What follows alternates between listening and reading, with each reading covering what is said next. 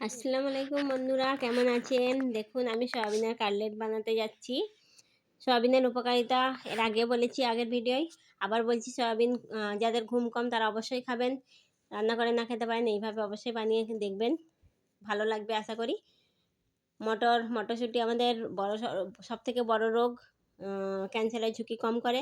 আর লাল আলু খেলে মানে লাল আলুতে খুবই ভালো, মানে হজম বাড়ায়, হজম শক্তি ঠিকঠাক রাখে যাদের হজমের গন্ডগোল।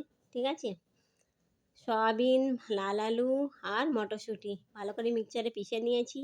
নিয়ে আদা রসুনের পেস্ট, জিরা গুঁড়ো, তারপর লঙ্কা গুঁড়ো, একটু লবণ পরিমাণ মতো দিয়ে, ধনেপাতা দিয়ে, কাঁচা লঙ্কা কুচি করে দিয়ে দেখুন ভালো করে মাখিয়ে নিলাম। ডিম একটা ফাটিয়ে নিলাম, নিয়ে ডিমের সাদা অংশটা ভালো করে ফাটিয়ে নিয়ে এলাম।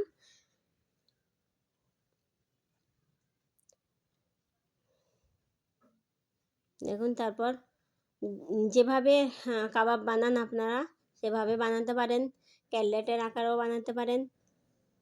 বানিয়ে টোস্ট থাকলে কিংবা বিস্কুট, পাউরুটি গুঁড়ো করে নেবেন, নিয়ে ওই গুঁড়োর মধ্যে একবার ডুবিয়ে নেবেন, নিয়ে তারপর তিল দিয়েছি। দেখুন তিলে একবার, তারপর ডিমে ডোবালাম, ডিমের পর তারপর তিলে ডুবিয়ে ভেজে নিচ্ছি। দেখুন দেখতে তো খুবই সুন্দর লাগছে, অবশ্যই ট্রাই করবেন, খেয়ে দেখবেন, ভালো লাগবে আশা করি সকলকে। দেখুন কি সুন্দর দেখতে।